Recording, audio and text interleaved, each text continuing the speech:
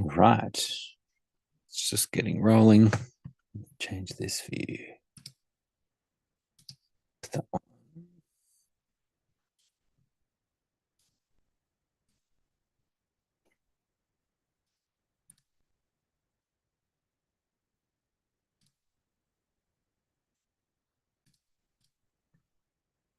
All right. Cool. Welcome, everyone. Another exciting episode of Obvio Q&A. Who knows where it will go, this conversation. We'll see what happens. We've got a couple of questions that have been put in, which is great. So you can put questions on the dashboard, ask a question. Irina's first cab off the rank. I send an email from Obvio with Magic Link. It works great. In reverse, when I need to send an email from Active Campaign, do I insert a field with the Magic Link? Yeah. So you've got Active Campaign all connected, and you've got it populating a field. Is that right? In Active Campaign? Yeah. So then, yes, that's exactly what you have to do is insert a field. Yes. So I'm making field in Active Campaign, right? Do I do it every time? Because every time Obvio is different, so it's a different set of everything, right? Or it's the same? Because I already have, I'm sure, from other times, Magic Link. Yeah. So each event that you do in Obvio, you would you link that to your Active Campaign. Yeah. That's true.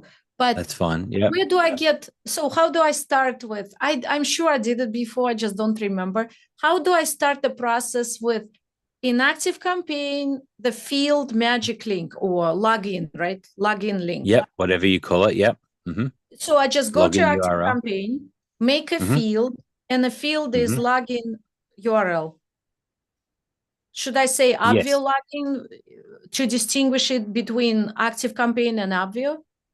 Well, you can call that whatever you want to call it. As far as the that custom field goes. But in the integration that you've got with Active Campaign, you would already have that happening. You already have it populating that field, or not? Do I have the field in Obvio? I remember group. I don't know. No, other way I around. populated everything on that page, the services, link, okay, and then tags. Yeah. So you should already see it. If you look at an attendee that is already signed up, you should see in Active Campaign what field that's connected to, and then that's the one you'll use in your emails. Oh, I have a little look while we're Active talking campaign? about it. Yeah. No, it's okay. I don't want to show whole world. You don't. No. I wasn't saying to share. I was saying just while we're on this call, just have a little look around yourself. Okay. And then come back to me and see what you've got. Perfect idea. Okay. Good. Thank you. I have the second question there. That's right. Yeah, just about the welcome emails and the delivery of such. Yeah. So this is one of those times where it's hard. I always want to be thinking about if there's something on our end that is delaying that. We haven't seen any reports of that of delayed emails. I mean, yeah, email can be a funny thing with different servers, and as you said about checking spam folders and things like that. Generally, our deliverability is very good, and the welcome email is triggered as soon as the attendee is created. Then really within minutes, it's sent that that individual email. And so because it's not hundreds of thousands of emails, it's just one email that's being sent as it's triggered, then generally it goes very, very quickly and there's not a problem. So I don't like saying that it might be on their end, but it might be on their end. So yeah, it's a tricky one. Um, so yeah, I guess one of the things I think about is having multiple forms of contact with people, so that I mean, obviously you heard back from them that it took hours to come, or some didn't get it at all, or something. Um, them being able to communicate with you so that in another format you can hand off their login token, like whether it's a support email or something, and that you're able to send back their login URL. Sometimes we've done that. What do you Or mean? What do you mean? Do you mean from Active Campaign? What do you mean supportive support? I mean you having some sort of um, support email that people know that they can email to say I'm having Ah, problems. oh, That okay. Yeah, I did that. and you I put can it everywhere I could. Yeah. and then you can reply to that, and you can give them their Mhm. login URL if they're not receiving it through the Obvio email for some reason. So, um, but yeah, we'll keep an eye out for this to see if there's anything going on there. But at the moment, we haven't had any reports of long delays on welcome email. So sorry, I it's not a know. great There's answer. not much you can do exactly. I just Yeah, doing yeah, check mark here. yeah. Fair enough. Fair Yeah. enough. Thank you. Thank you Um, so much. okay, you're welcome. All right, Melanie. Okay. Thank you all the feedback. Bought and started to set up the roadcaster video. Nice work. Do you know how to put a slide deck from our offer onto it? Thanks. Sure. Yeah. So the way to do that, Melanie, is really to have another computer as an input, as an HDMI input, either another computer or at least another display out of your existing computer. Um, Another computer is preferable. That is just set, and then the HDMI out of that will connect directly into the Rodecaster video. And now, like a camera input, you've now got slides input. Does that make sense? Yeah, I was just wondering because we also bought a little chip that you could put files on, and I didn't know if I could use that little chip to put that kind of file to kind of go through. Yes, the slides. Yeah. So like an SD card. Yeah, You yeah. can, yep. Um, you can store images, and so you can have individual images. And so, yes, if you only had a handful of slides, then you could do that with images and not needing a full computer. But probably, if it was anything more, you probably want to have a computer where you can see the presenter view, you can see what the next slide is coming, and just have it as a HDMI input. Does that make sense? Okay, yeah, I just don't have an extra computer, but we can make that work. Yeah. Thank you. Yeah, no worries.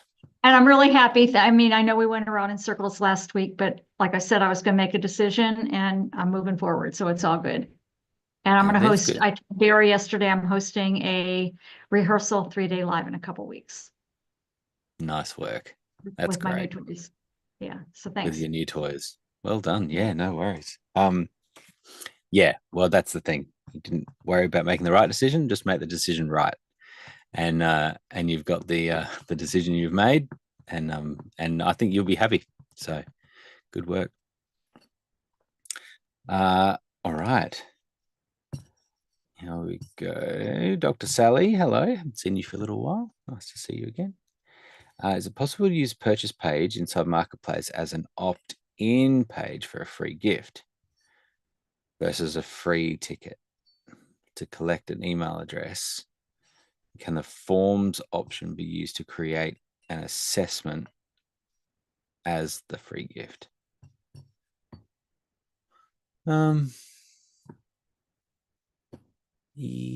Yes. So, you probably don't need to do it as a in marketplace. If it's a free gift and it's a free upgrade, sorry, as in a free gift, then a standard sign up, the standard sign up form that you can have with an Obvio event could have it that you would join. So all they need to put in is their first name, last name, and email. And then on the waiver step, you can hide the waiver. You don't have to have a waiver, but you can have a form. And that form would be your like the intake or the assessment. And then they would have access to the dashboard. Are you following me there? I can show you. Nope. I heard words, Grant. I just heard words, a collection of words, but they didn't string together as a sentence. All right. Let me show you.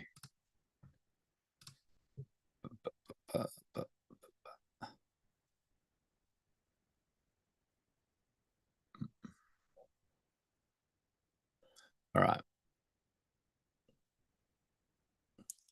What we have, just share here and I'll show you what I'm talking about.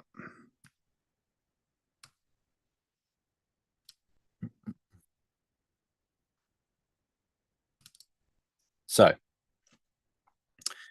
in a normal Obvio event, just a standard event, there's the option to have the sign up page enabled, right? And so if we look at what this looks like, this is on the event that we're on at the moment, actually. Oh, I'm already signed in. So let me log out there. So it goes to this page. And you can customize this page, but first name, last name, email. And so you could say, hey, to claim your free gift, enter your details here.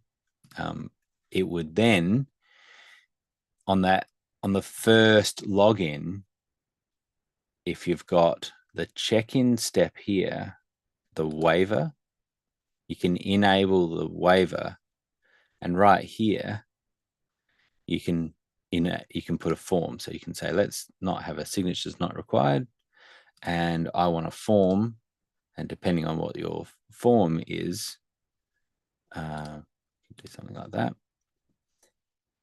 Now you've created a form. What's your favorite color? Submit.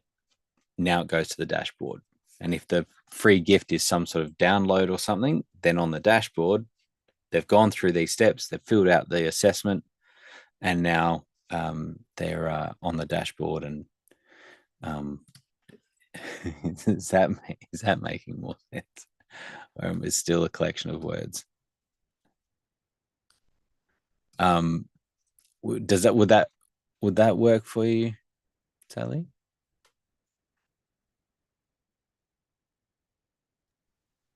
I like your verbiage, a collection of words, because this is sort of like French immersion. I'm sitting here hearing the words. And I have not used Obvio very much, and that's thus the explanation of not attending the weekly calls for many, many months. Right. But what prompted me to attend today specifically is that I'm a member of Dean Graziosi's mastermind group that has a business hub in it where you can create lead magnets and opt-in pages. But I was working in that, finding that's going to require a significant learning curve. And I'm having challenges connecting my domain name within that system to allow me to go forward. And then my good friend, Robin, suggested, oh, I think you can do that in Obvio. You should attend Wednesday's call. So she was thinking we could do that by being in Marketplace and creating an opt-in page under the purchase page. I'm just trying to find a way. I know this looks like I'm trying to find the easy way out. I've been invited to attend, be a guest on a couple of podcasts, and I've been postponing them so that I can actually collect some emails and give a gift and make the podcast presentation, more than me just sharing a bunch of words with other people. So Sure. that's why I wanted to explore the possibility within Obvio of doing the same thing. But it sounds like with the option you've just shared, I'd have to go in and pick a template, create a dashboard, like I was creating an event. Correct. And then have people access my assessment by sort of checking into the event. Is that Yeah. it? Yeah. Okay. Yeah, that's exactly right. So yeah, they're going and they're signing up to the event. They're going through if you want this assessment form, so they fill out a bunch of data, and then they will end up on the dashboard. And at that point, the dashboard doesn't have to have any links to Zoom or anything like that. It can just have a PDF download or something, is sitting there ready for them to take. And now you've got the data. So Okay. it's not the primary purpose of Obvio, but you could certainly use it that way. Okay. Well, I guess I'll have to decide which one is going to have the shortest learning curve right now. That's right. And on the option you showed me, can I create this assessment in like a Word document and import it, or do I have to type it fully out? Yeah, so you'd be creating a new form, and then you would be deciding what types of questions they are. So like any type of these forms, you can see, let me show you in a second.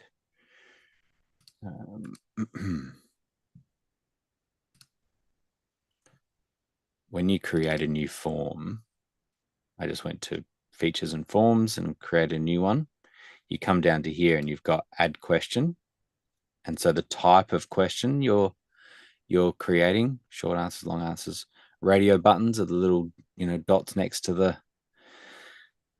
options, or a drop down box with a selection checkbox. There's currency and there's priorities, where you can put in a list of things and then get people to prioritize this this group of answers, prioritize those into a list. And so that's what select priority is. So they're the different types of questions you create. You'd have a label for it, an explanation for it, and then that would create the whole form. Once that form's created, then you would then in the waiver step is where you would add that form.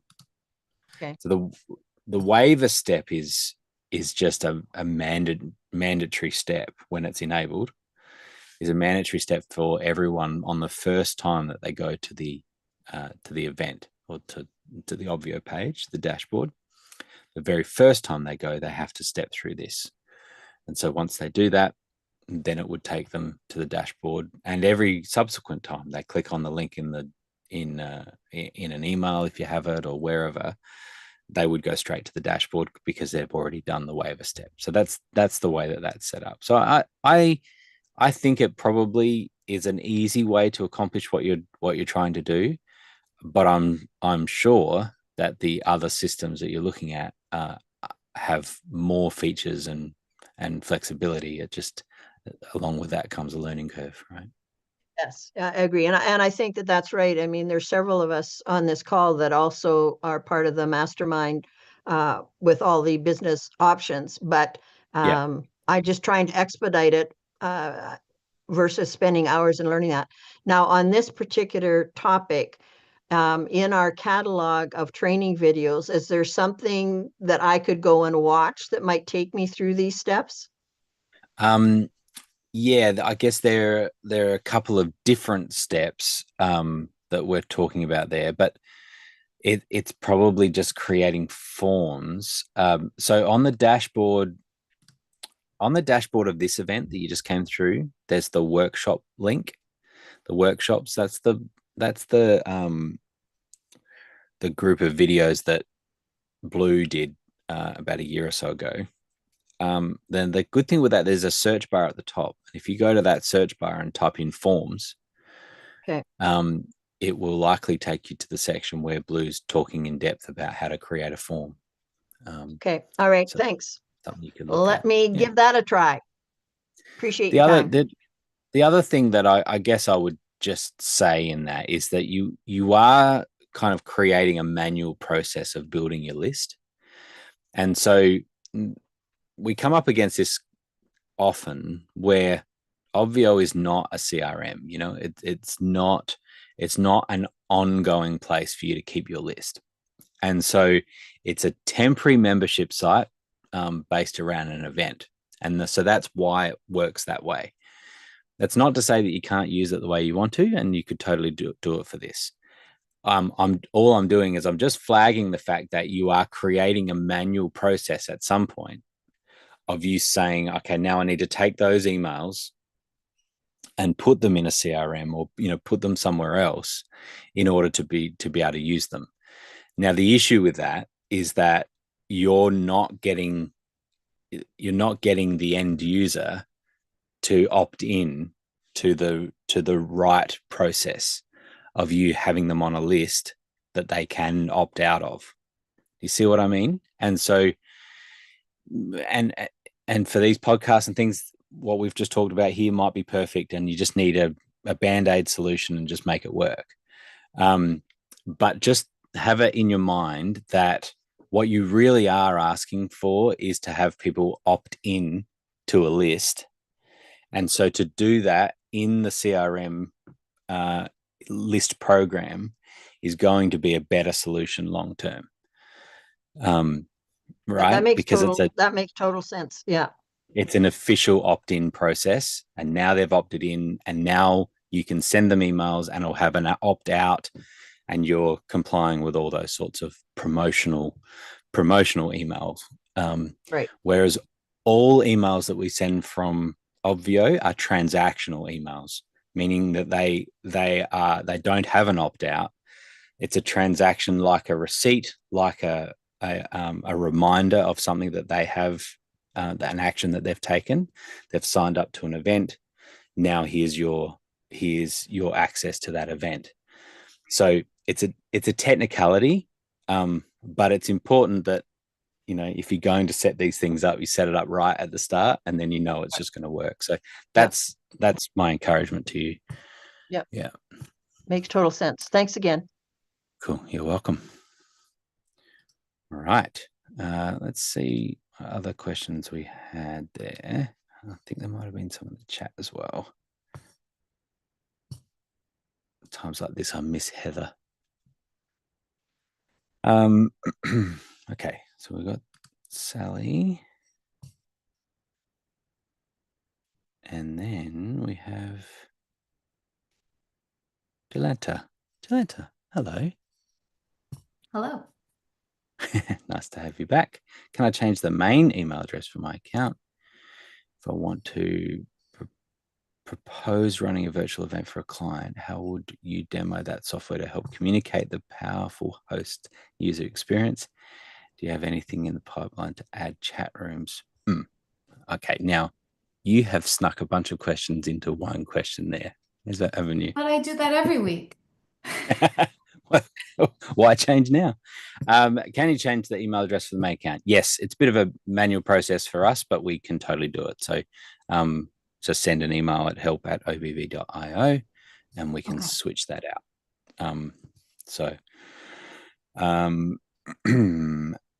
If I want to propose running a virtual event for a client, yeah. So yeah, how would you demo? Yeah, demos can be a little bit tricky. There is demoing. I always think that the most amount of people are going to experience the event as an attendee, right? When we're thinking about it. And so what does it look like from an attendee's point of view? And so opening up a dashboard from an attendee is the best way to demo it, I think. Because the primary features of Obvio are about making it easy for attendees and getting attendees into particularly scalable events where we're trying to scale across multiple Zoom meetings. It's handling all of that. From the host point of view, it's very similar to joining other Zoom meetings in that you are launching Zoom and then you're managing your video and audio. And if you've got multiple rooms, then you're managing audio and video in all of those rooms, and so you may need a team to handle all of that. But as far as showing off that the feature of having a home for your event before, during, and after, that is not just another Zoom email in your inbox, but is a dashboard. I think the 70-80% of Obvio is about that attendee experience of that dashboard. Does that help? You would show off a dashboard of your own? You'd be happy to do that? Is that the type of thinking? Yeah, because what I was thinking is, in terms of, I know others who are hosting their own virtual events by doing basic Zoom rooms. And because I had such a wildly successful event, I want to see what's the potential of me taking that formula, right? Thanks to Obvio, and replicating it for clients. But without them participating in a live event with me, I wanted to make sure that there was a good way to demonstrate that value. I can only say it in so many words or show them a dashboard, but some of the other elements that I think that are super exciting is like the data behind it that we've talked about in the past couple of weeks and whatnot. So yeah, I was just curious about like how people position that like from a sales perspective, kind of, right? Yes. Why somebody Yep. should adopt Obvio into their virtual event strategy. Yeah. A couple of things there. One is that our enterprise plan is kind of designed for people that are reselling it or using it for other clients. Not to say that it can't work on Pro, but enterprise makes it even easier because you have unlimited organizations, right? So now you create an organization for that one client. You can now give their team access to be able to access certain things. You're still running the event for them, but they've got their own organization tied into you. And then of course you've got 1,000 attendees, and you have up to 25 rooms active at any one time across your account. So you could actually be running multiple events at the same time quite comfortably. The other thing to use as demo a little bit is on the template chooser. If you were to open these sample dashboards, you could at least show how some of the same data looks across different templates. And so when you hit this, so you could have all these tabs open when you were demoing it, and you could flick between these different ones to just say, this is the types of different looks and feels that you have across these different dashboards, knowing that it's highly customizable. I think it still is a distinctive of ours that you really can customize this to match as closely as possible your existing or the event's existing marketing material, so that it really does tie in. It doesn't look like, I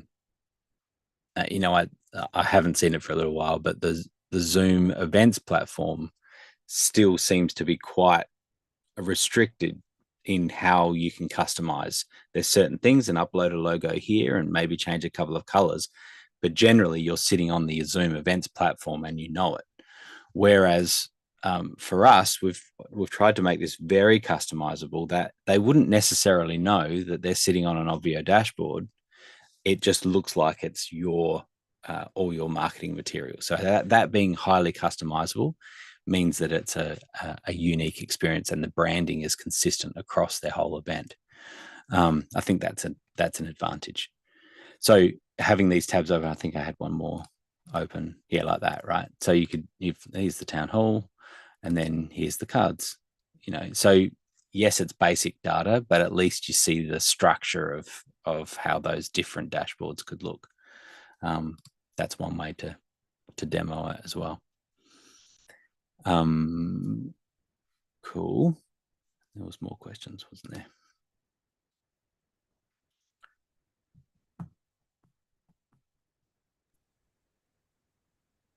Yeah, the last question was about chat rooms because we've been collecting a lot of feedback from attendees these past couple of weeks post-event, and the attendees skew towards older generation, at least older than me, and their home for all communication and chat is typically Facebook groups. But a lot of us in the pet industry network are younger and we like to use Slack or Discord. So for the event, we use Discord. But a main complaint for a lot of users and attendees is, well, they're unfamiliar with it. You know, they find it distracting. But Facebook is also not ideal for pushing things out into the feed that gets cluttered with other things. So I'm just very curious if that's going to be ever in the pipeline for Obvio to streamline communication for events. Yeah, it absolutely is, and you're making the case for us as to why we would want it. One of the things is that we don't want to have to rely on another service like WhatsApp or a Facebook group or whatever. And so having a place that we can, sort of push messages and things. I think there's a couple of different aspects. There's one is being able to just push messages out. Telegram has been quite good for that. When you, and I can't remember the specifics because there's groups and there's I can't remember the terms, but anyway, the point is that there's one that you can just push, and so it's just pushing the messages out. And so thinking of it as a notification broadcast system in a way where you want to just make, broadcasts to everyone, versus the other function or feature that you sort of want is people being able to talk and discuss with each other. And so we think that makes a lot of sense to have that on our dashboard and built in. And one of the aspects of that is that by building it into our dashboard, then we could use the point system as well, right? So that people get points for commenting. And so that can be a cool little gamification feature. So yes, it is on our pipeline. In the meantime, of course, you can use other plugins or other services and plug that into the dashboard.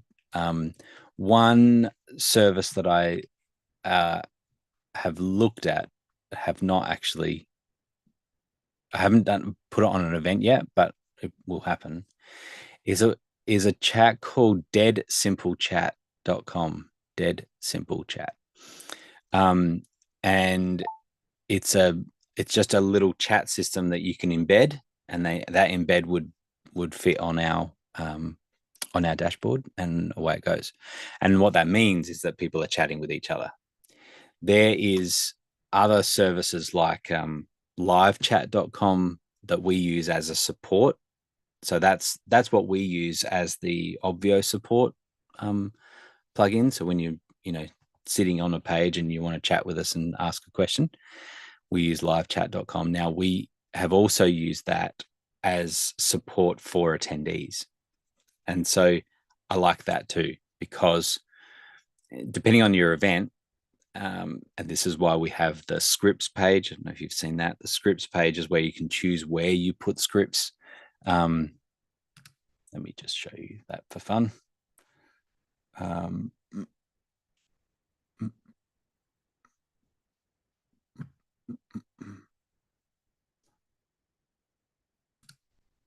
me just show you here. So under design, there's an option for scripts, and what you can do, this is for embedding using embed code from different services. You can then choose which of the pages that will display on. Now, the key for this, like you can say, just put it on all pages. Of course, you've got remember on the dashboard that you can do some embed codes even within a post, in a blog post, you can embed code, but you can also down here embed HTML. So on your dashboard, that's where you might put, a live chat script or something. You might need something. You've got the ability to put in plugins and things, but sometimes you may want to. One of the things might be I want to put a live chat script for support, but I want to specifically put it in the login page or the pages where they might stumble across and not know how to get support. And so that's why we have that option there, that if they do happen to get to a login page and they don't know what to do, then they can get support. That's that's broader than the question you're asking, but that's just thinking about interaction that you can have with the attendees. But definitely being able to have people comment and have an ongoing discussion and that interactivity is really, it's kind of high on our priorities, is thinking about that next level of interaction, and so that you don't have to rely on a third party.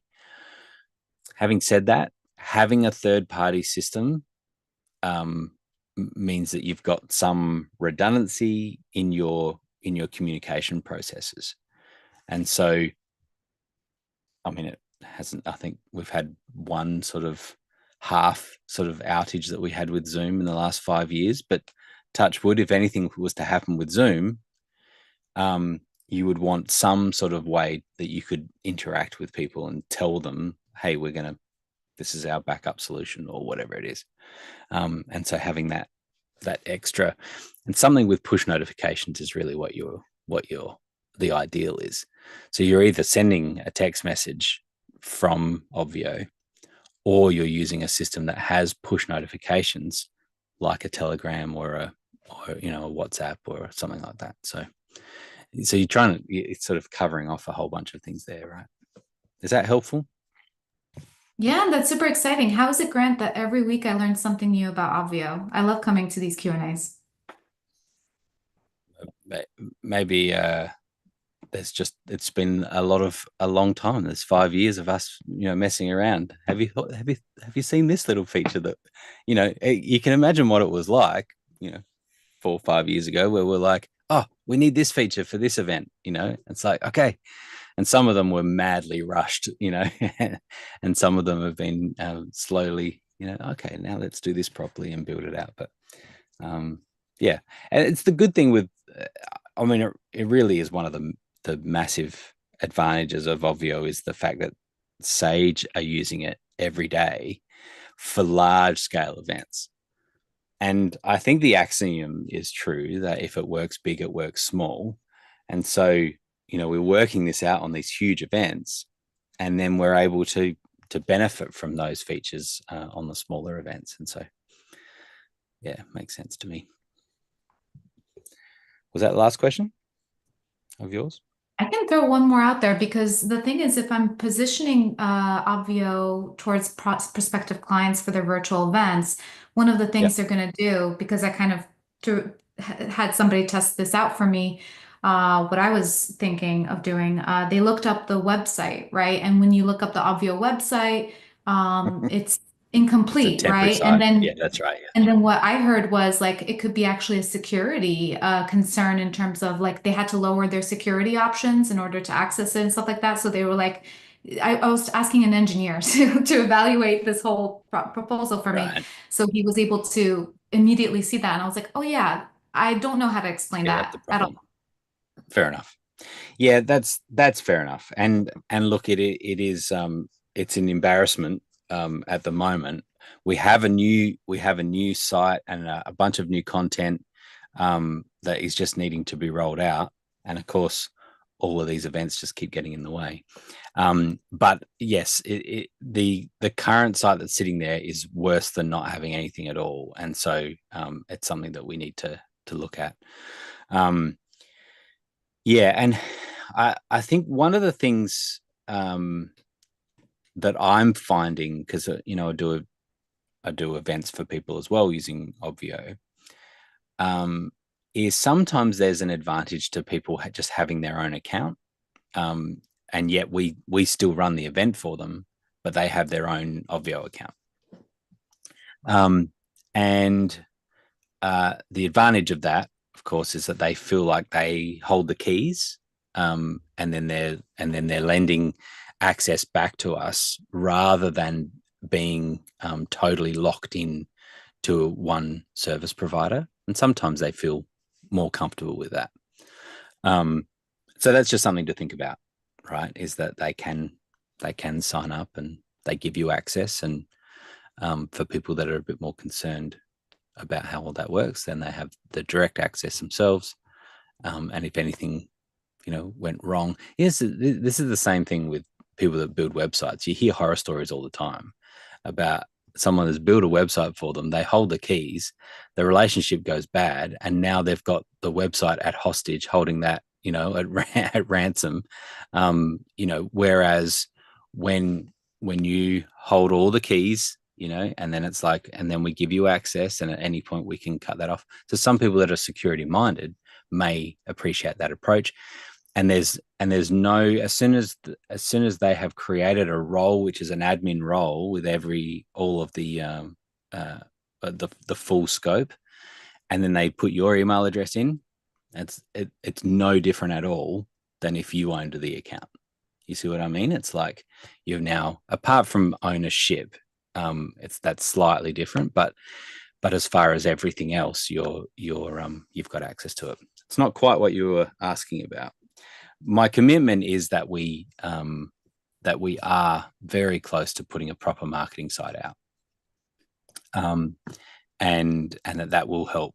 Yeah, some of these people. I've had a similar thing where you get some IT department that looks at it and is like, what is this spammy, like scam system, and so then it's hard to say no, but it's being used all the time by really high profile events and people, it really is legit. So I'll make another note of that we need to prioritize that. Thank you.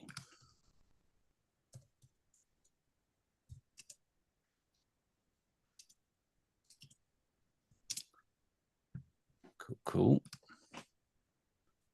I'm just going to say goodbye to my kids as they go to school.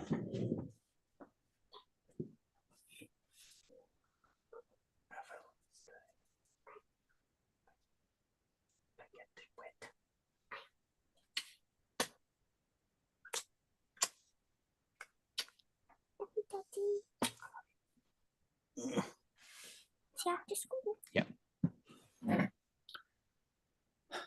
One of the three kids are sick, so thankfully I won't have to kiss him in the same way. We might have one further interruption shortly. Cool. All right. Thank you for those. Irina's back. I know that the tag summit created shows we have an attendee enters the dashboard for the first time, becomes an active attendee. But what about summit checked in? Okay. A check-in is disabled. Yeah. So I suppose we have this tag. Yeah.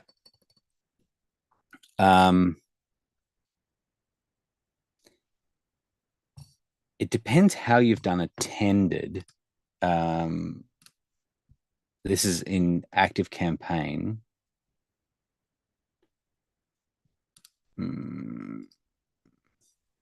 What question are you on?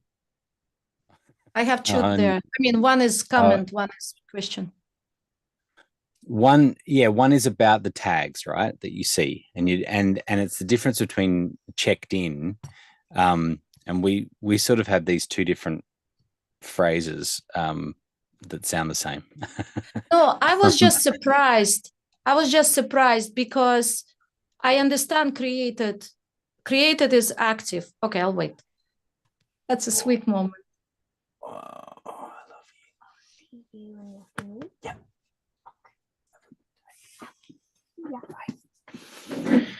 All right. Yes. So there's a confusion because there's checked in and checked in at.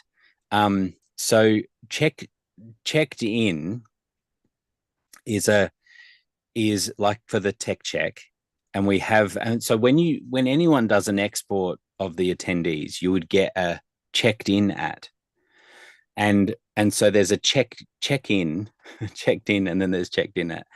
Now, the point is that if you've got tech check enabled, then it will give you a date and time that they did the tech check, right? Mm-hmm.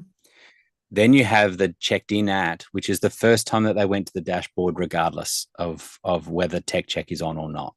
And that's the tag that will go back to ActiveCampaign. It will tag them to say that they are checked in, which means that they have come to the dashboard. Does that make sense? So when you're looking at anyone that's got that checked in tag in ActiveCampaign, it means that they've gone to the dashboard. Oh, checked in. I thought created. So created is only what just the attendee got into the attendee section, right? I thought created was checked in. Okay. No. So do you want to just show me your services page in ActiveCampaign? Or actually, I could look at it. I can just have a quick look, and then I can give you the names. What's the name of the event? Summit. It shows many faces there. You can see. Okay. Divine Guidance Mega Summit. There we go. Yep, got it. Mega. Mm-hmm. This is no small thing. No small thing. Services. Here we go.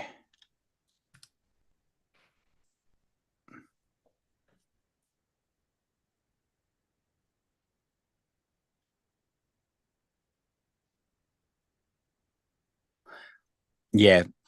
So the attendee created is specifically, but particularly when you have a cross ActiveCampaign where you have multiple events that is tied back to that one person in ActiveCampaign. So when it's created, it means that you can see when you're looking at all the tags, you've got Summit created. It means that they are an attendee in Obvio. That doesn't mean they've done anything else. All it means is that at some point, whatever your workflow was, they have signed up, and now they have been created in Obvio. The next step is that they checked in, and the check-in is either that they've done the tech check. Well, really, it's just that they have got to the dashboard, no matter what the process was. They've got to the dashboard. It doesn't mean that they've gone into Zoom or anything. It just means they've seen the dashboard. And just from an Obvio point of view, we count that as an active attendee. Active. And so that, yeah. Got it. Thank you. Yeah. And then that final one was just the Summit waiver, that they have signed the waiver. And so sometimes this can be helpful if you do have a waiver step.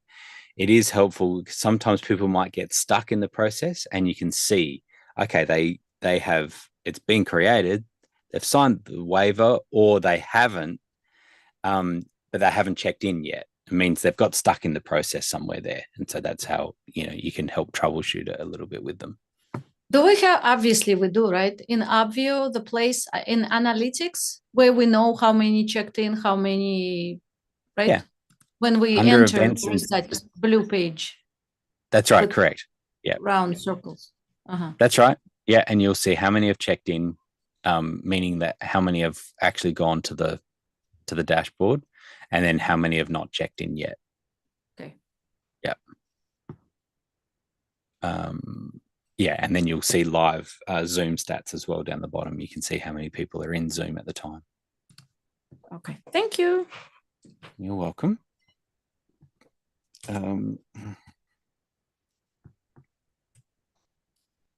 All right.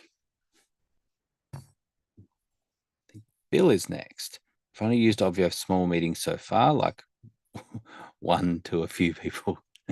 Nice, Bill. Thanks. Is Bill still here? I'm paying for it. I may as well use it. Right? I was like, I get the idea of what a small meeting is from 1 to a few. I wanted to be clear. Thanks for the extra clarification. Yeah. I've already built my dashboard. I know how to schedule events, and the tech that goes along with running the events set up. What I need to learn and practice is all the things that go into running Obvio during an event. I need to learn how to tech my own show. I don't even know what to ask. Okay. Yeah. So there is in the workshop that Blue does, there is kind of, and I think it's towards the end of those that he talks about sort of show day and what to do, which is sort of launching the Zoom rooms and things. So you're familiar with that, right? Starting the Zoom meetings and things like that. Yeah, I just kind of don't know if like during the Zoom, is it kind of anything different I need to be aware of than an actual Zoom? Because I know like there's like this waterfall emojis and stuff. Like I know sometimes like when I've been on the TVE events, all kinds of stuff's going on, right? Yeah. I don't necessarily know exactly what they're doing in the background to make that happen. I think it's fair to say that if you're running the show yourself, that you want to keep it as simple as possible, and not be trying to do things like emojis and stuff. And the reason is that I think the bigger reason is that it's just one more thing that can be a distraction to you. Mm-hmm. So because you'll say, go and smash the emojis on the dashboard, and then it doesn't work, for something it's not quite working, you haven't lined it all up properly, and now you're off the rails, right? Right. Because we can't truly multitask, right? Like we can switch fast between tasks, but we can't truly do multiple things at the same time, which is why we say all the time, don't tech your own show.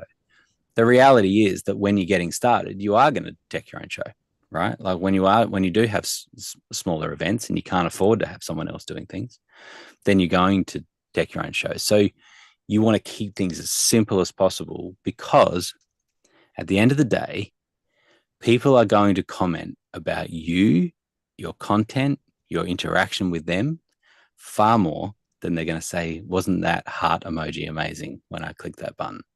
For sure. Right? Yeah, that makes sense. And so then it's just focusing on the 80% that's going to make the biggest difference, rather than these other things. And also, I think I've said this before as a challenge to people. I think sometimes it's easier for us to get distracted by all these extra tech fun things than the harder thing of working on your content and your connection with people. And so it's like, as you're getting closer to the event, you lean towards doing all these tangible things that are these tech things, because the non-tangible of the working on your content and your processes and things like that is more daunting than playing around with all the tech.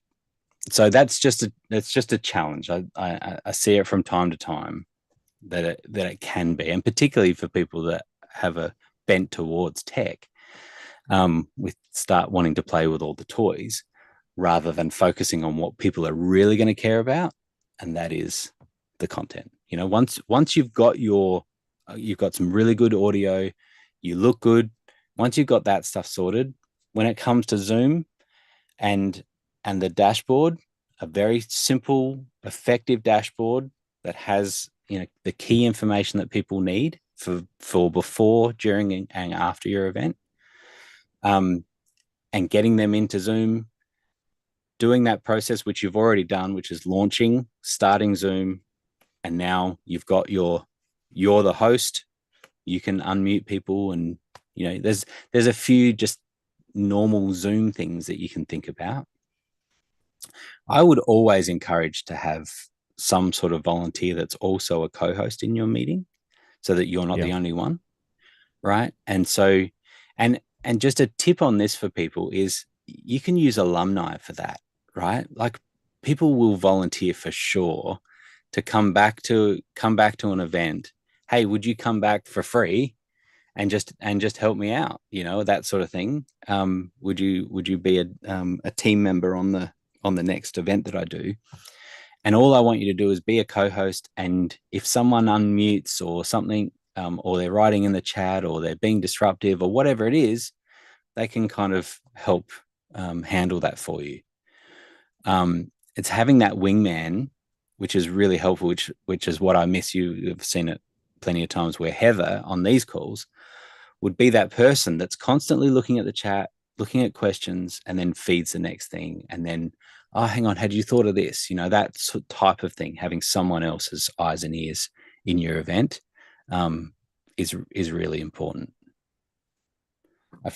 Absolutely. I feel like Thank you. I didn't quite answer the question you were asking. You kind of did, and I was kind of hoping that was the answer. Is like, just don't overthink it, and just do it. Mm-hmm. And I mean, because I'm definitely the guy that, like, if I even look at the chat, I'm okay. Like, meeting's over. Like, I'm like off the rails, like, because now I've got that train of thought going, and I've broken 100%. my presentation. Yeah. Okay. Yeah, it's you can see what I do on these. In that there's nothing more boring than watching a host read. Right. Exactly. Now I'm gonna read the chat. So I think I read at like a third grade level. So. Well, me too. So if you have someone else that is just kind of sitting on top of chat, then they can jump in and say, "Hey, Bill, there was just a question in chat that was XYZ. Can you cover that off, before you move on?" Right? That's not difficult for someone to do, and it means that you don't need to track the chat.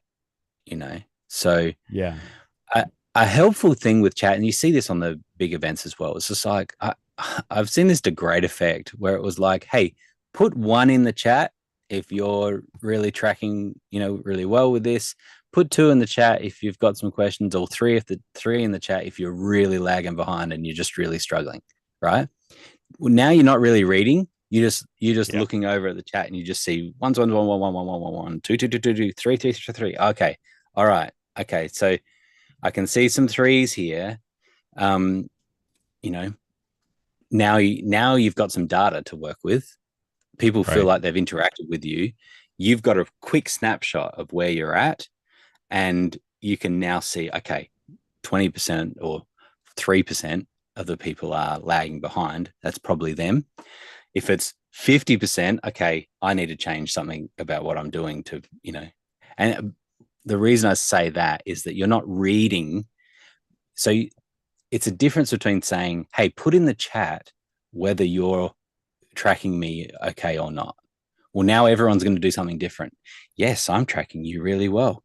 No, I'm not tracking you very well at all, right? Whereas when you categorize those, it's a poll basically. When you categorize them, you're now just looking down, looking for 3s, and you're like, okay, there was a significant amount of 3s. I need to go back over this, or there's 1 or 2. I'm going to get, Bill, I can see you're a 3. I'm just going to get my offsider Jack, who's just going to reach out to you and see if we can catch you up a little bit. Right? That sort of stuff, I think it can be really powerful. Makes sense. I guess one of the key tips, and I think you would already know it because you've done some of these small meetings, and a small meeting is 1 to a few of people in there. That's what we learned today from you. The small meeting is that you have to have the area open, right? And so when you're looking at the, I'll just show you this as an example quickly.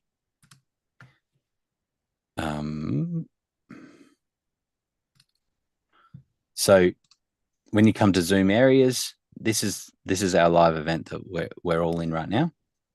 The key thing is to have that area open.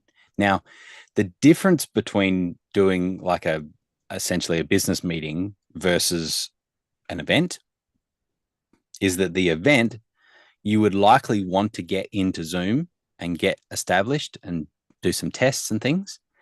During that testing phase, you would toggle this to closed. And what that means is anyone that's clicking on the button on the dashboard will go to an offline page. The offline page is this offline text right here. And this is where you can say, the event will start XYZ. We'll open the virtual doors at, 30 minutes before or whatever it is. So you can put whatever you want in here. You can put, videos and all sorts of stuff so that it's not just a Zoom waiting room.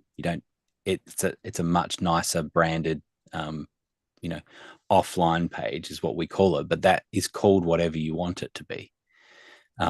Hey, you've caught us early. We haven't quite opened the doors yet. Come back at this time, whatever it is. And that will happen up until the point that you toggle that to open, and now they will get into Zoom. And so that means that you can get yourself in there and maybe a couple of people that might be helping you with the event.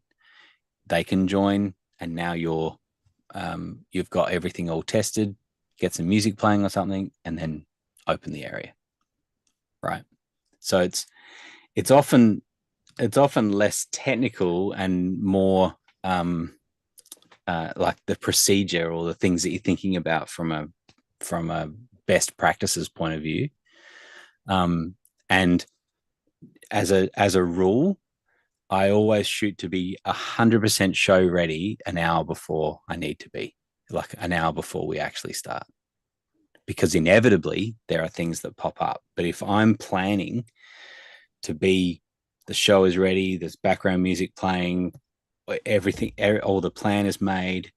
If I'm ready an hour before, now I'm just doing final little tweaks. It's going back over and thinking a couple of little things for that last hour.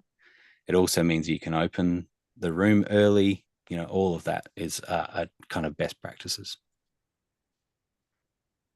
Love it. Cool. All the best with it. Sounds exciting. Thank you. You just got to jump off the edge at some point. All right. That was Bill. Hello to a few extra people that have popped in. We're just working through questions that have been posted on the dashboard. Ask a question. If you can't stay, then this recording will be available. It's available now, actually, on the dashboard that you came through. You can see that this is a live stream that's being recorded to YouTube. It's available straight away afterwards. So if you want to post a question, I'll still answer it even if you're not here. Although, of course, it is better when you can give extra detail if you do hang around. Hey, Robin, in a little while. Nice to see you. Under the ticket tab, can you give me an example of how we can use the group option after tags, please? Okay, so groups and tags. The difference, I just need to open my door because it's hot in the Southern Hemisphere.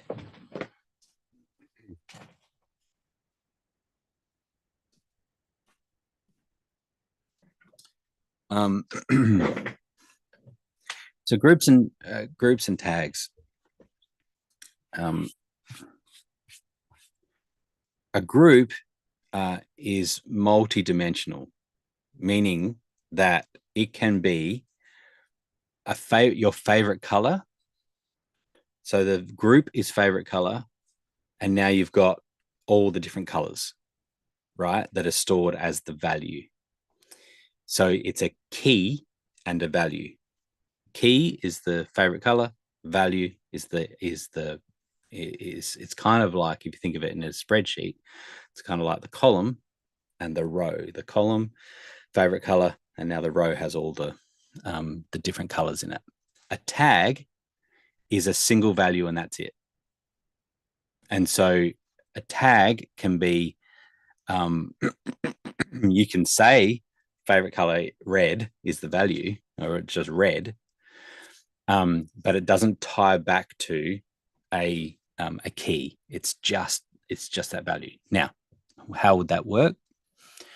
For tickets, it could be that you want to say that the ticket type, group ticket, is VIP or general admission or whatever, so that when you're looking at your attendees, you're seeing one field and it says whether it's VIP, general admission, whatever it is. It's a single field that you're looking at. Another example is state or country. So country, and now I can see USA, Australia, Canada. It's all as one thing. So where it makes a difference in Obvio is there are ways where you can say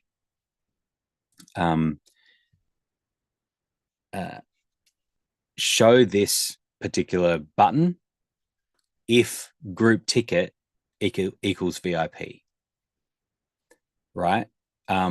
Or group ticket equals general admission, for example. Now you could do that with a tag as well, because you can just tag someone with VIP. If tags equals VIP, then show this or whatever. And so it's more about your organization of data than dramatically different functionality across the site.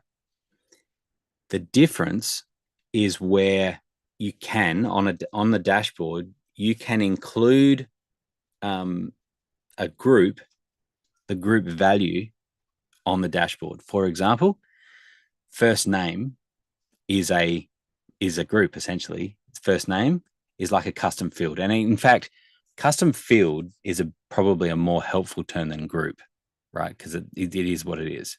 It's a custom field.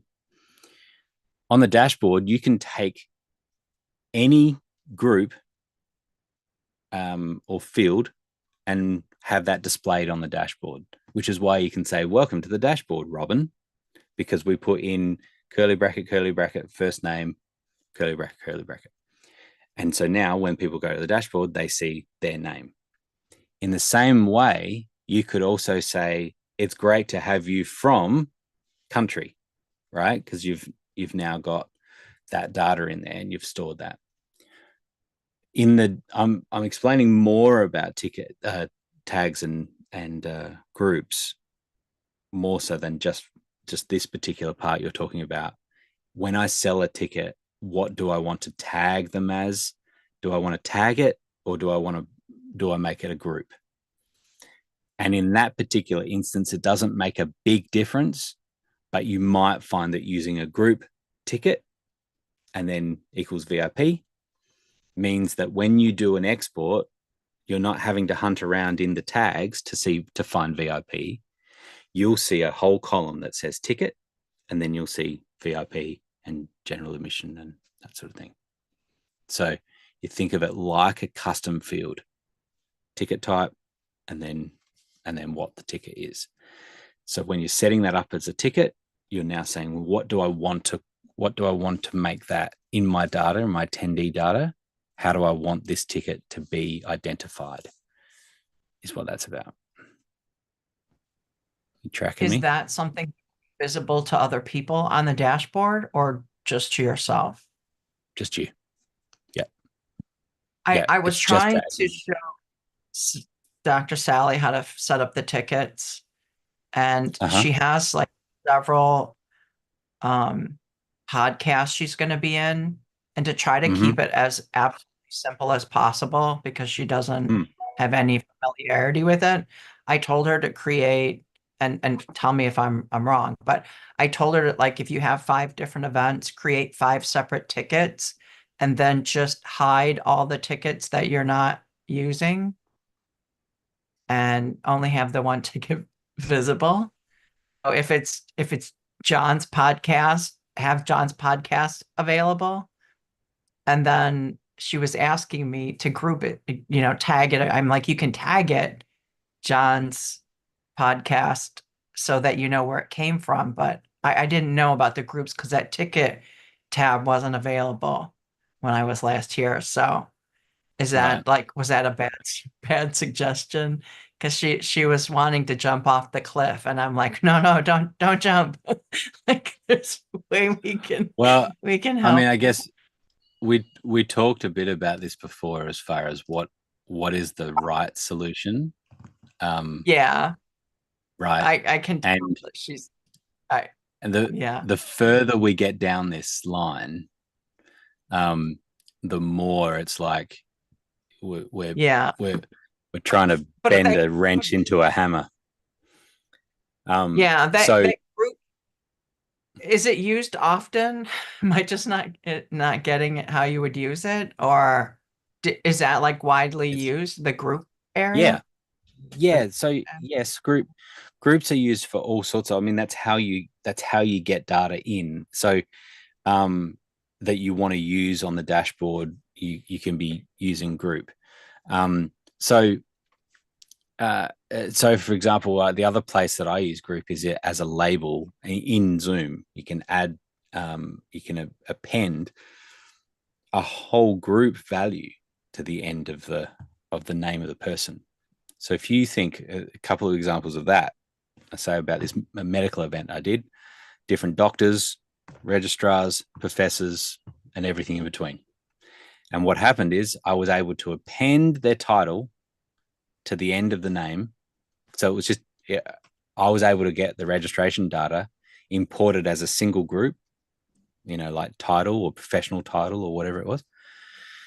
That's a single group. I'm now able to add that to the end as a label. And now whatever is in that field is going to get added to the end of their name, which is very handy. So when we're talking to people in Zoom, we knew when a question came from a trainee versus came from a professor, we knew how to approach that answer, based on their experience.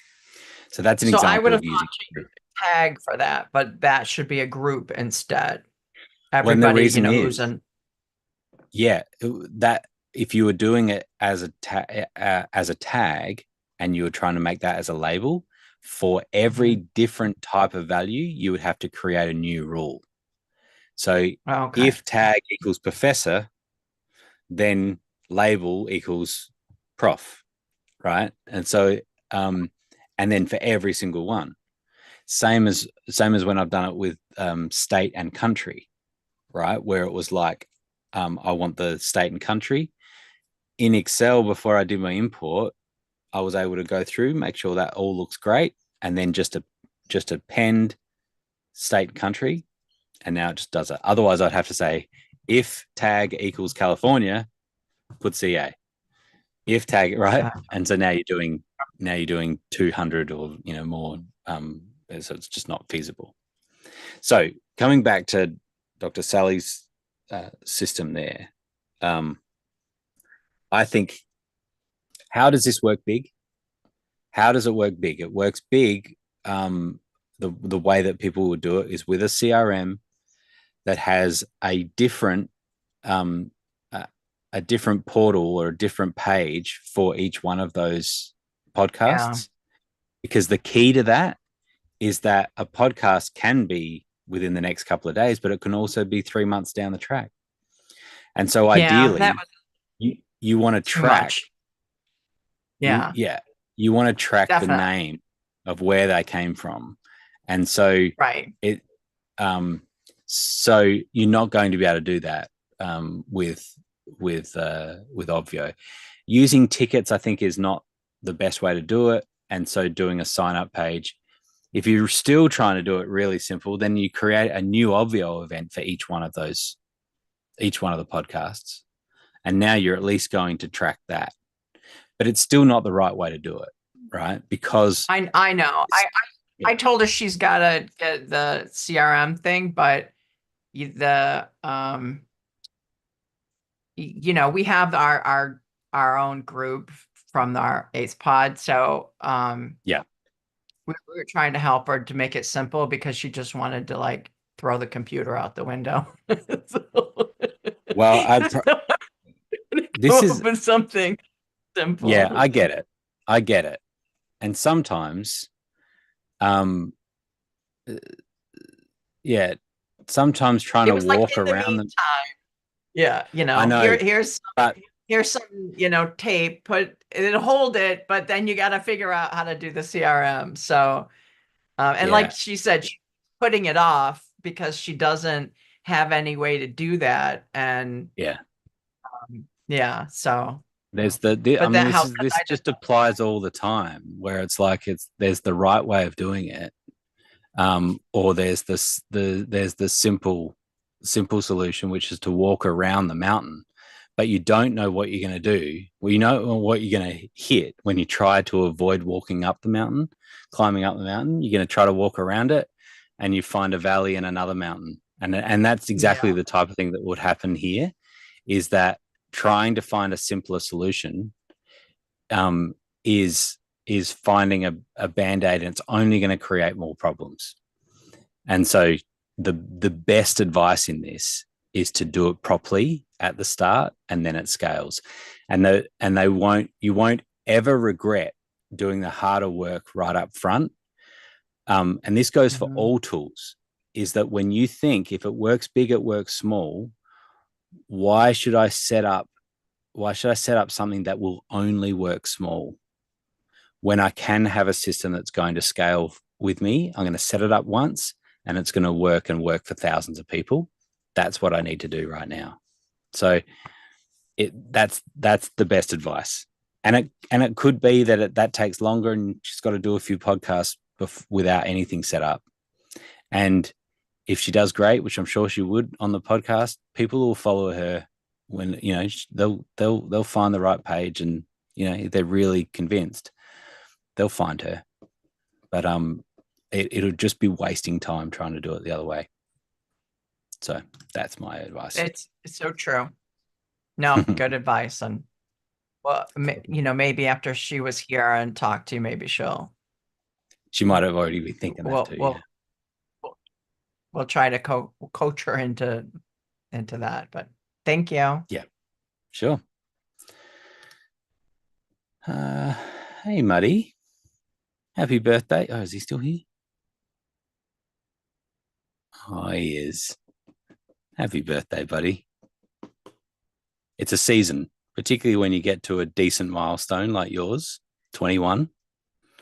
It's a birthday season, so you have to drag it out for as long as you can.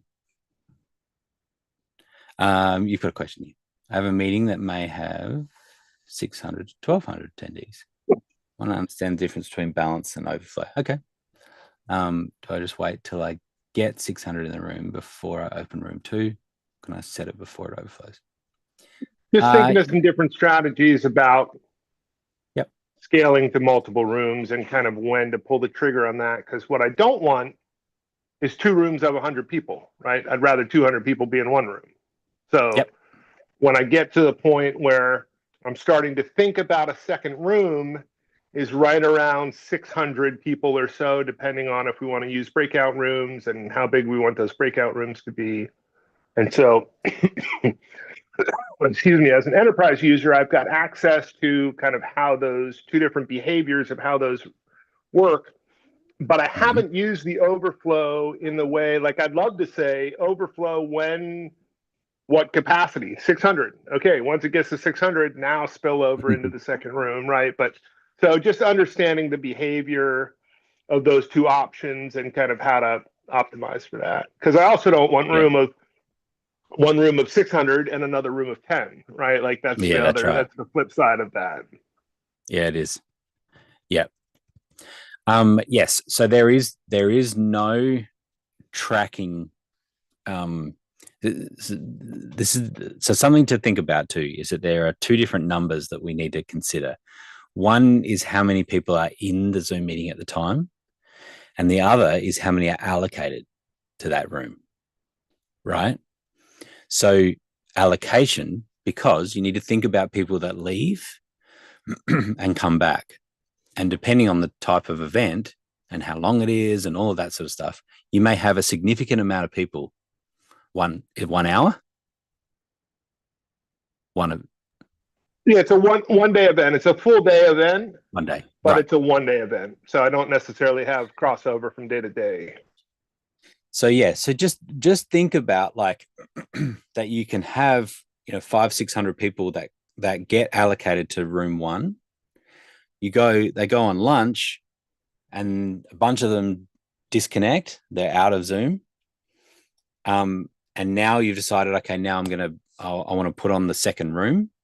The second room comes on, 100 people come back, but they're already allocated to room 1, right? And so the trick with doing balancing as well as or overflow is that as soon as overflow if you put overflow on and you don't have the room enabled, it's only going to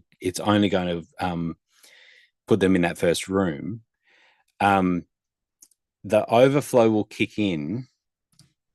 Now I'm thinking about it. I actually don't think that you would use overflow in what you're talking about. You would use balanced, and you would decide when you're going to trigger that. But the number that I would use is allocated, not necessarily what the live number is at the time. And is there an easy way to see that? Is that part of the heads up display at all, or I've just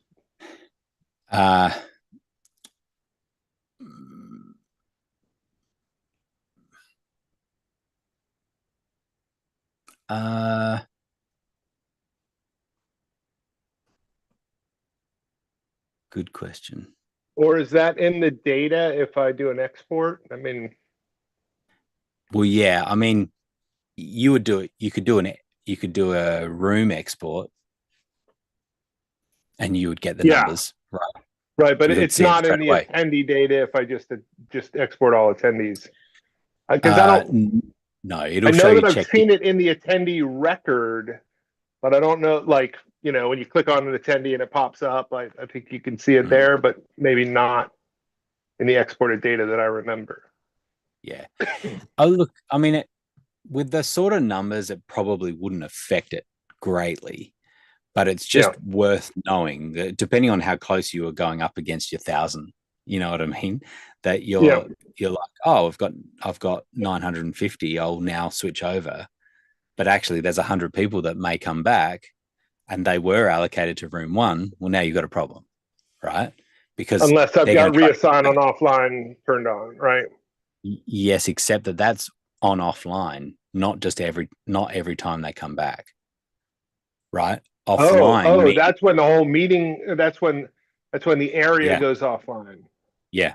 Okay, that's good to know. Right. And so is overflow? It gets to 1,000 and then spills over. Is that the number? No. It's I think it's set to 900. Okay. But then I thought that. And with balance turned on, if let's say I've got 100 people in the room and I flip on room 2, because Obvio wants to balance, theoretically, the next 100 people are going to go to room 2, right? And then it'll kind of try and keep them balanced as we go. That's correct. Yeah. And that would probably be the way to do it, right? So that, because that will help not having so many in one room and only a couple in the other. Yeah. Depending on when you chose to pull the trigger, and just open that second room, and then they'll just be flooding into that one.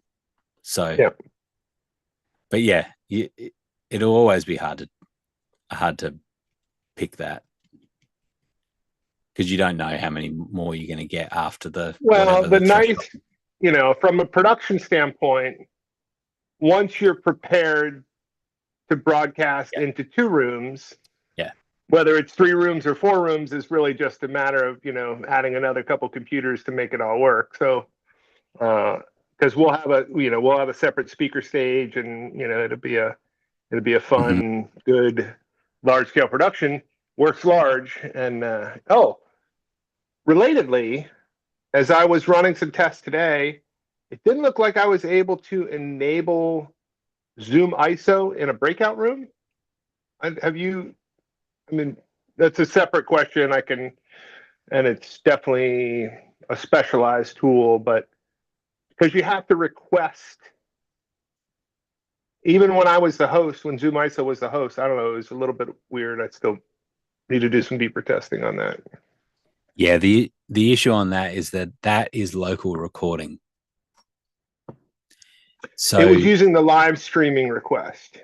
Yeah, I don't think you can live stream a breakout room, right? No, but right. Maybe that's why. Yeah. Because I have it set. You have 2 different ways to get permission, either recording or live streaming, and I have it set to live streaming because I'm already recorded to the cloud. Maybe that's the issue. You can't live stream from a breakout room. So yeah. So if you choose to accept the harder road, then put a ticket in to request local recording on your event. What happens then is you can have local recording working at local recording permission for Zoom ISO. You can still record to the cloud. You just need 2 different computers to do it. Does that make sense? Because if you're already recording locally on one, you then want to be a host on another that says I want to record to the cloud. You can't local record and cloud record from the same instance of Zoom, the same client, but you can from another client, and you'll just get that going again, because likely you will need to stop the auto cloud record, start local record, then from another computer start the cloud record. Then the key will be that when they're in a breakout room, they can have local record. You put Zoom ISO in a breakout room, hit the local record, and away it goes. So if that makes sense. And if there was a way to move someone from a Zoom waiting room directly into a breakout room, I could use the main stage as the recording stage, but I don't want people popping into the main stage accidentally, while we're on air. So that's a good suggestion. So if I do that, just you would need the very specific room, the event and the room to enable local record for that. So okay, cool. Yep. I'll do it. Thank you. Yep. And we're working towards you being able to trigger this yourself, as in when you create the Zoom area, being able to choose some of these extra features, like local record. Local record is disabled, because of how, particularly on large events, even for co-hosts, we don't want to allow co-hosts to be able to local record. That's how that works. That's why it's disabled. Yeah. Do you know, the thing I think about with the multiple rooms is that I think there's an advantage to kind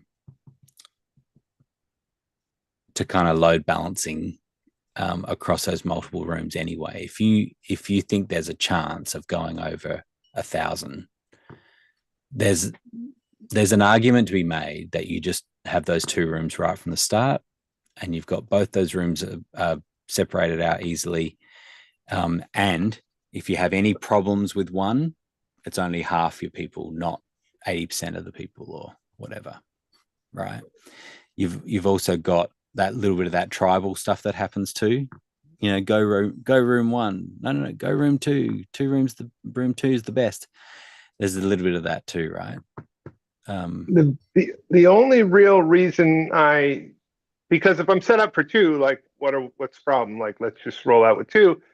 The only my host is traveling and is presenting from an Airbnb. She'll have two computers. One will be in the speaker stage. The other is connected to the TV and will be in room one.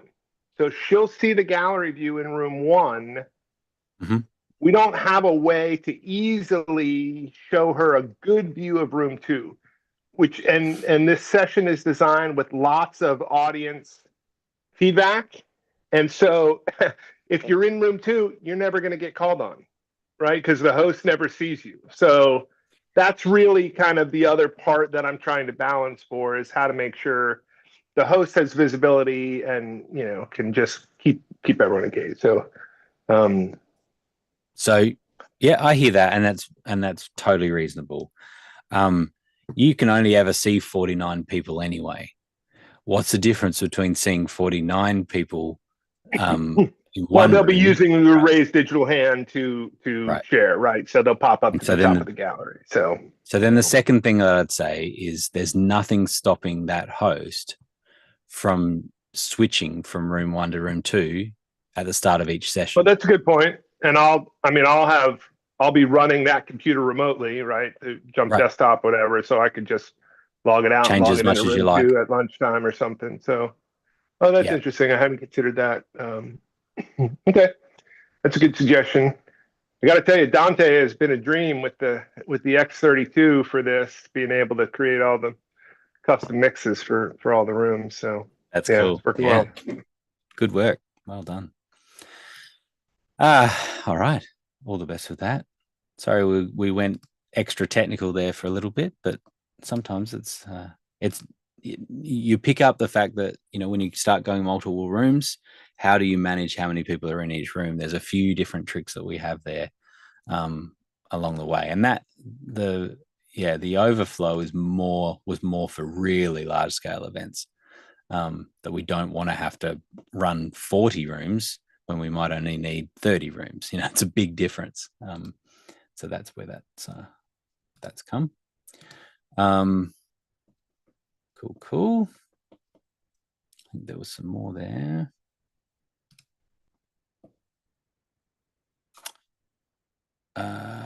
Cool. Becky, how do I play high quality music as the host for participants in Obvio?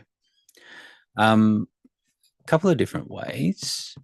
The easiest way is just to share computer audio. So when you hit share as if you were sharing your screen, you go to advanced, and then you hit computer audio. And now you're not sharing your screen, you're just sharing your computer audio, and that is distinct or separate from your microphone. So you can have your microphone muted, and you can have audio playing from your computer. So I can demonstrate that now.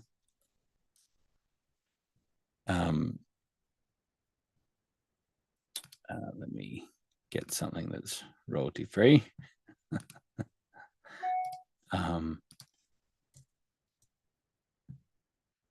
So you'll hear in a second.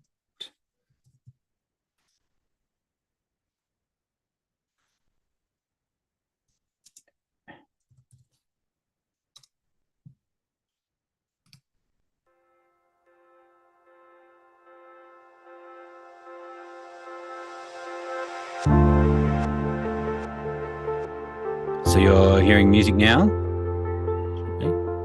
Yep. Great. This is where we're going to move into a time of meditation. So can I ask you though, so I mute myself and I can still play the music? You can. Yep. Okay. So I just have to have it queued up somewhere on my computer. So that's the easiest way to do it. The other way to do it is where your routing the music through your microphone input. And so it looks like you've got a nice mic. You may have, is that a USB mic or is that going into a mixer or something as well? Or USB? No, I've got USB. Yeah. Okay. So, yeah, if it was going through a mixer and that sort of thing, then you could have sound going into that soundboard, and then that goes into Zoom, and now you've just got a single audio source. And that's the type of thing that we do regularly. But in order to do that, you have to change Zoom settings to put it in musician mode, and so that it's otherwise it cuts out all the music and you can only hear some voice every now and again, and it sounds terrible. And so that's the more advanced way. But what I just showed with computer sharing audio, now remember too, that could be a different computer, right? You could have a dedicated computer, which could keep it really simple. You join that meeting, joins Zoom, and then you share computer audio. And now whatever you play from that, and that can be, whatever way you're finding your music, will be played into the meeting, and that will be separate from you muting or unmuting and that sort of thing. So that's perfect. That can be a good way to do it. Yeah. Okay. Thank you so much. Cool. You're welcome. Right. Arena. It's back. You still here? Yes. Maybe.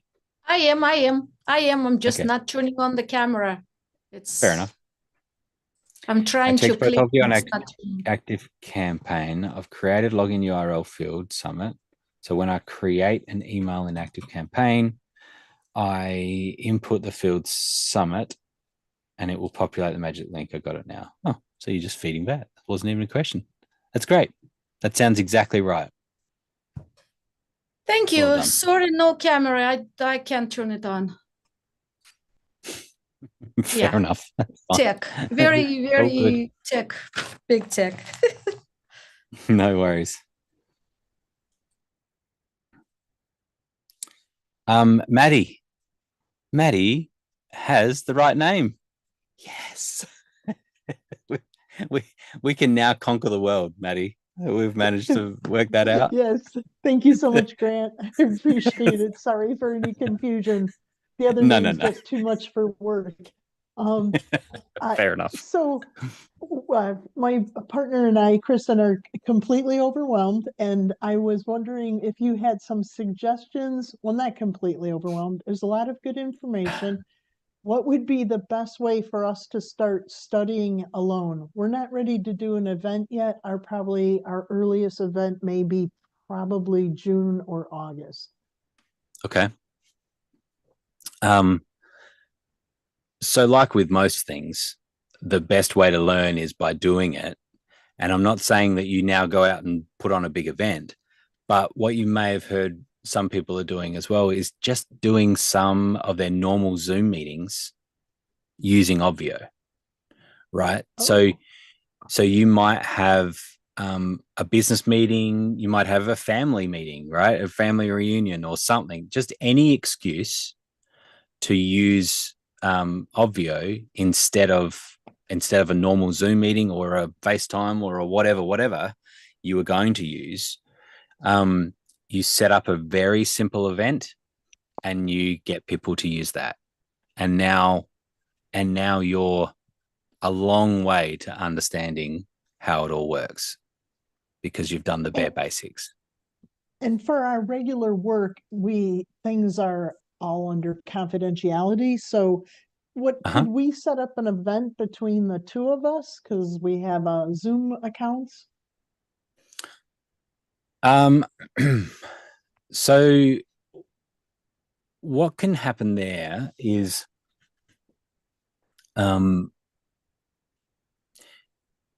really all we're thinking of there is the recording. Like Zoom will auto record. Well, of course you can stop that as soon as you start the Zoom meeting, you can just hit stop record. Oh, okay. The event, let me just check here. The other thing that you might be concerned about is the attendee data. So who attended. You can always clear your attendees of an event, right? So you can delete all attendees. Okay. So post meeting, you could go to the attendees, clear all attendees. That's going to remove all the attendee data. It will delete it, and it will delete any of that attendance data and things like that. So that would all go as well. Okay. So at that point, I'm not sure that there's anything else, to get rid of. Okay. All right. What I did a couple of weeks ago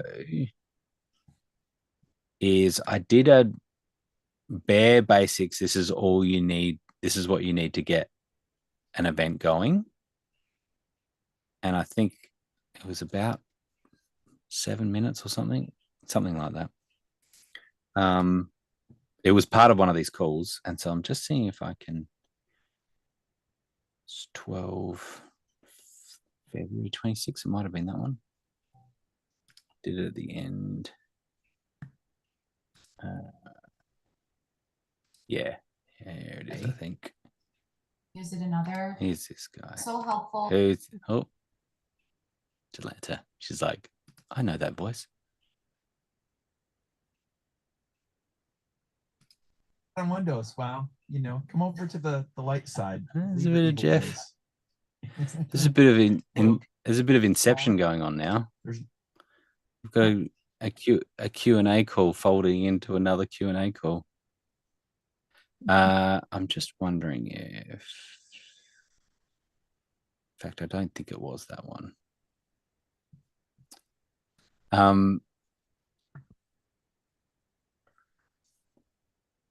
me see. So there are the blue workshops where he talks all about sort of every aspect of how the platform works, which in your instance might just be a bit overwhelming, and more than you need to know right at this point, which is why just playing with a couple of test events would probably be the best thing. Let me see here, March. And Grant, for someone to join, do they just send us their email and we send them an invitation? Yeah, there's a couple of different ways of doing that. So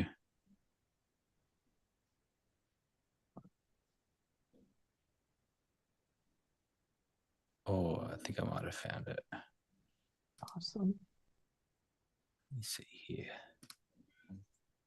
Yep, I have. Yeah, I wrote someone. So, okay. I'm just gonna get the start of this properly. Yeah, okay.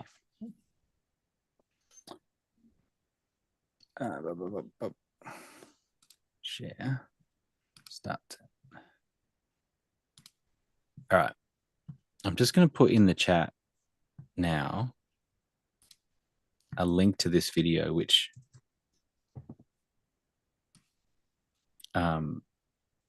you'll see right at the end of that link, it's got T equals 5006, which is how many seconds into the event, into the call, which is so that it'll take you straight to that part where I start stepping through.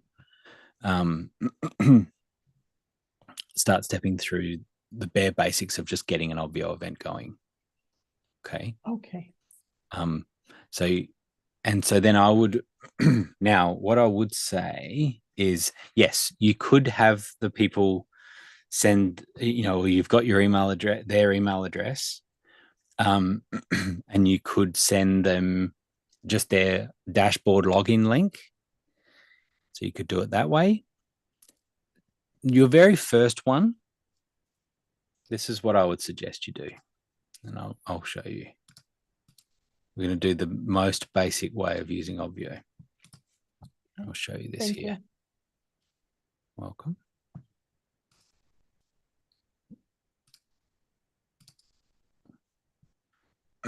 Okay, so when you've created an event, you've come into the event, you've got nothing set up, and you've just got the dashboard is blank, and you've got no Zoom areas. What you would do is create a new Zoom area, and so you can just leave all the settings as default. What this does is it creates an area which can be one or more Zoom meetings, and it creates a Zoom meeting. And so when we look down here, it's not super obvious because it's a 1, but when we come down to 1, if we click on that, what this shows is the Zoom meeting itself. What we can do is use this registration enabled, which I really want to change that term because it's really like a side door, a stage door access, right? What you can do is you can send this link to your attendees. You can send it to them, so you don't need their email address or anything. Oh, well, apart from being able to send them an email, but I mean, you don't need to tell Obvio what their address is. And when they come to that link, it's going to put in they'll ask for first name, last name, email, and join. And they will join Zoom. They won't go through the dashboard. It'll just take them straight to that Zoom meeting. Oh, okay. Okay. So that's really bare bones using Obvio, right? And now what you're experiencing then is how to, I don't know where I was, what tab I was on. A bunch of tabs. One of these. Here we go. All you would need to do is hit open room and then click start. That will launch Zoom and you will be the host. And that's it. And so once they have this link, anyone that goes there, puts in their first name, last name, email, will join that Zoom meeting. Okay. You're like, well, I can do that. Yeah, I think I can do that. And so you do a few of those, even with family or friends or whatever, and just test that out and play around with that, get used to that concept. And then the extension from there would be, well, now that I have a Zoom area called meeting, I could now go to the dashboard. Now, this is the dashboard that we're using currently, right? But you would have nothing on there. What we would do is create a new button and say, join Zoom meeting as an example. It's going to join area, pick an area, meeting, save. Oh, okay. And now you've got a button that's going to join that meeting that you just created. And now, now remember, this is being recorded, Maddie, too. So you could go back over what I'm talking about with this. Good. But then the next step on from using that registration link would be to use a sign up page. So you go to design, sign up, enable, and now you send that link to people, which is for your event, will be whatever your event name here, Obvio, and sign up. And now when people go to that link, it'll take them to the sign up page. They'll put in first name, last name, email. And the difference with this is they'll go straight to the dashboard. Okay. Okay. That's the difference. Instead of going directly into Zoom, they'll go to the dashboard and they'll, so they'll get this login page And you can customize all of this background, the logo, the colors, everything, the names, all of that can all be customized. Okay. But to start with, you just keep it simple. They put in their first name, last name, email. They log in, they'll go to the dashboard. When they end up on the dashboard, they'll see that button, join the Zoom meeting. They'll click that, and then they'll be in. And now now they've experienced what it would be like to host to have the event experience as an attendee, to go through a dashboard first, which is there before the event, during the event, and after the event. And after, okay. Right. All right, great. So I won't overwhelm you with anything more. Okay. But that's a place to start. Great. Thank you so much, Grant. I appreciate it. You're welcome. And all the best. I think there was a couple of people. Someone was organizing a big family vacation, and so they used this as like, an excuse. It was kind of the family vacation event. And they had maps and things on the dashboard, and then they join a Zoom to talk all about it. And, so any excuse, Okay. And of course, you've got unlimited events. You can run them for as long as you like, and so up to 500 people on a pro account or a Leap account. And so there's no reason not to give that a try. Okay. Thank you again. That's great. You're very welcome. All the best with it. Powerful tool.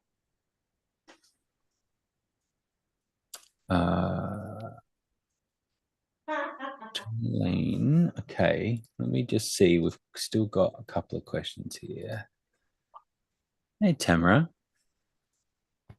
I have different types of attendees. Is there a way to do different welcome messages or disable welcome messages so I can send them externally? Yeah. So there's not a way to customize the welcome message, unfortunately. Got it. But of course you can disable it, right? So in the communications and welcome email, the default is that it's disabled. Okay. And so you see here, disabled. The moment that that's enabled, when any attendee is created in Obvio, no matter how that's created, manually imported, integration, anything, it will trigger that off and send it. So either, as you were saying, you just disable it and you do it externally with another system. Perfect. Or in your broadcasts, you could schedule them. Now I know, of course, it would depend on what the time frame is of people. I do it externally so I can track if they've opened them or not, because so many times they tell me that they haven't, and I'm like, but I have you having opened it. Right. Fair enough. Because this is the one event where I use Obvio in the most obnoxious way, where every single person gets their own individual dashboard. So oh yeah, wow. Because it's a writer producer speed date. So basically they all see people in different orders. So you as a writer are going to come in and see exactly the order of producers you will see them in, and the producers will see the order of the writers, and they can click on it and open it up. So it's a lot of prep and kind of craziness, but it's actually one of the things I love that Obvio lets me do this. It is like high touch point for the audience who's using it. It's about 60 people in a meeting, but but everybody kind of sees their own experience. And that's been one of the things where I've been able to kind of slip in each time we've done this a little bit more. And this is like, so now they like come in and it's like just a tailored experience for them. If they click on the button of the person's name, it pops up with their script right in front of them. So if they're a producer, they're seeing one thing. If they're a writer, they're seeing something else. If they're a coach, they're seeing different things. And if they're VIP, they're confused. So yeah, so it's one of my favorite uses of Obvio, but it takes a lot of prep and care and feeding. Yeah, I'm sure. Get it ready. Yeah, I think you probably would find doing it externally makes sense. I think it is, and I feel like I've done that before, but then as I've been really customizing this time and like leveled up a little bit, I'm like, oh, I hope that's the case, because that'll just be confusing. Yeah, I mean, I don't know how much you've played around with the broadcasts themselves, but you can filter as much as you want. Yeah. And so, but of course it just has to be scheduled. So you'd have to pick the right time, and it depends on when that attendee was added and things like that. Yeah, I think I'm just gonna may not fit your workflow. I'm totally cool with disabling that particular thing and then doing it this way. So I think it'll work out this way. Thank you. Cool. I just I started getting, as I'm in that sea of trying to program everything to open for the right person and all of that I'm like, I think I've forgotten something. I'm here. I'm going to ask. Yeah, fair enough. Thank you. Cool. No worries. I love the way you use it. It's very cool. All right. Still got a couple more. We've filled up the 2 hours very quickly. Amy, how do you post a live stream to the dashboard? I've tried to use YouTube live videos on the dashboard and it told me it was not supported. I think that we might have fixed that, but either way, when you go on YouTube, if you I think there's a difference between a live stream and a live video. Yeah. There is. But the way to do it either way is when you go, so this is the live stream that's happening right now. It's live. Okay. You can go to share and then grab this embed to see that. Okay, so you use the embed code. All right. Yeah, I know that we were fixing playlists. Playlist was an issue there for a little while. Because the difference is that you take this link at the top and just put that in insert media. And I think that's probably depending on what that link looks like. See, I think that would work. Yeah, I did the copy the URL. Yeah. For a live, but not a live stream. And it said it's not supported. So sometimes there's a embed code. Yeah, I think you'll get what you want that way. I'm just interested now because I think this one would work. But yeah, you might be right. It's a different type of. Yeah, so that one works, and that it is live, but it depends on which link you use. Either way, the embed will work. Hey, Marty, you got something on this? Yeah, it's been my experience that, and I think a live and a live stream are the same in YouTube language, but it has been my experience that sometimes there is a different kind of link than a regular watch link. And so I've had kind of mixed results. Some work, some don't, but the embed code has been the way around it for me. Okay. Yeah. Thank you. Great. Yeah. Yeah. I've had that too. I think the link that I just got coming via the channel, I went to the Obvio channel and then it said it's live at the moment. I clicked on live and it just showed me a normal YouTube link. Whereas I think there's other links that are specifically, I don't know, a different live experience or something like that. But yeah, have a little play, and then if it doesn't work, use the embed code, and that definitely will. So, okay, thank you. Thanks for the help. You're welcome. Hey, Mary, How do I create a separate viewing room for my speakers so they can watch my live without being in the room with the rest of the participants? Yeah, it's a great question. Just may not still be here. So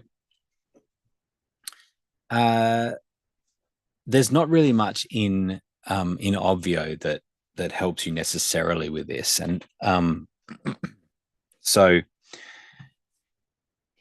you need to be able to manage it somehow in Zoom. And now you need to firstly determine whether it needs to be a Zoom meeting that they join, and it could be that you want a low latency view, and so that they're kind of seeing it in as close as real time as possible.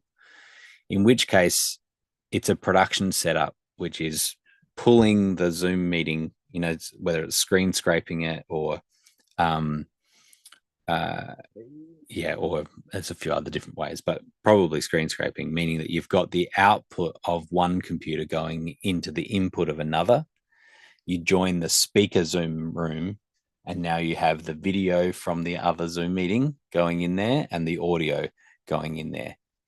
And now anyone who joins that meeting, any of your team that joins that meeting, will be able to see it. We often do it for larger events where we have team that just need to see it, but that we don't want them mixing up in breakout rooms and things like that. It's an easy way to have them separate.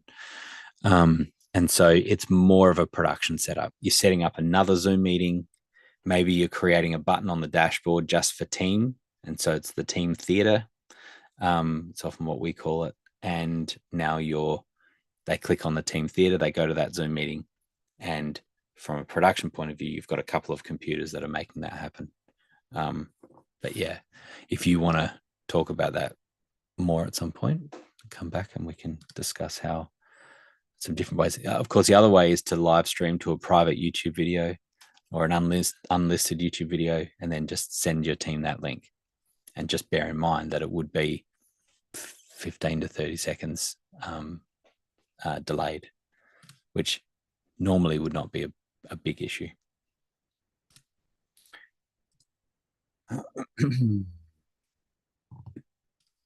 And Jane has the last question there. Yeah, so it would be the onboarding videos. I guess there's two videos. There's a walkthrough. It's a bit shorter. And then there's the longer. Let's just see here. Yep.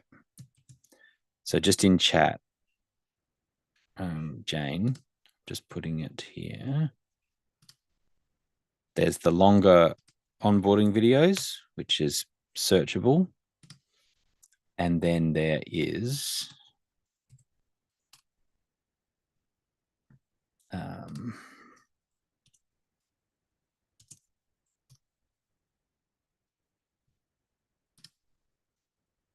I'd heard of Google it.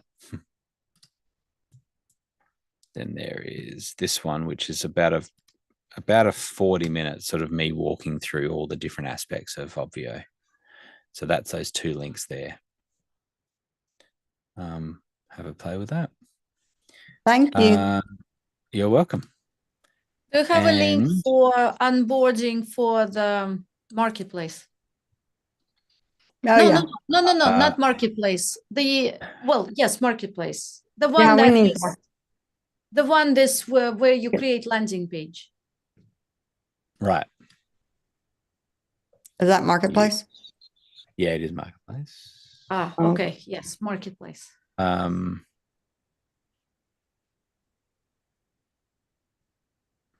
see. So we can do landing pages. We can do sales pages, and we don't have to do funnels, right? Are they the same thing? Same type of thing, yeah. It is. Pretty much the same information. Yeah. Mm-hmm. And they're easier to do than. Yeah. Depends on easier than funnels. It is kind of a different thing, but it's it depends on what the whole workflow is. when you're doing a funnel, it's more tied to a CRM than Obvio, right? Obvio is about the event itself. And so the right place to do that for an ongoing thing is a CRM funnel. A very basic one-off event, sign up, registration, sell tickets is using an Obvio marketplace. But anything more than that is there's a bit more to it. Irina, I'm reluctant to give out the older marketplace walkthrough because it's okay. There's a few changes there, and we're right on the brink of that. July 3rd one? What about the July 3rd? What about the July 3rd one? Is that the one you're talking about?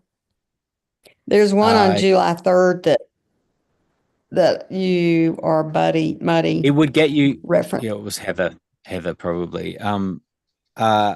Yes. Now it's going to give you the basics of the marketplace walkthrough. But yeah, there's just a few differences that we're really close to. So yeah. Great. All right. I am going to have to run. It's we've just gone over a little bit. Thank you so much. You're welcome. Thank you, everyone, and thanks for all the good questions. And we'll do it all again next week. Otherwise, you can email us at help@obv.io during the week. Awesome. Thanks, everyone. Bye-bye.